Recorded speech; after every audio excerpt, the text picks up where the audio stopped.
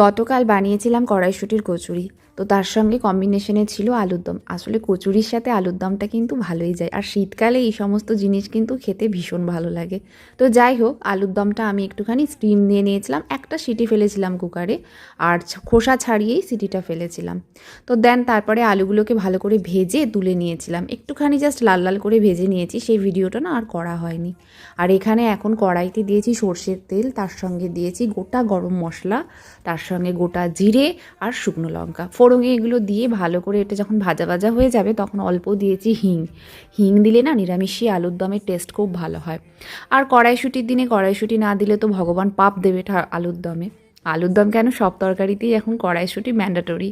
তো যাই হোক, আলুগুলোকে ভালো করে তার সঙ্গে ভাজা হয়ে যাওয়ার পর আদা দিয়েছিলাম। আদাটা ভাজা হয়ে গেছে, আদা টমেটো, তারপরে নুন মিষ্টি কাশ্মীরি রেড চিলি দিয়েছিলাম, যেহেতু আমার মেয়ে খাবে, ঝাল হলেও পারবে না খেতে। তার সঙ্গে জিরে গুঁড়ো ধনে গুঁড়ো সমস্ত কিছু স্বাদ মতন দিয়ে মশলাটার সাথে আলুটা ভালো করে কষিয়ে দিয়ে জল দিয়ে দিয়েছিলাম। আর এই যে আমার রেডি শুকনো শুকনো আলু।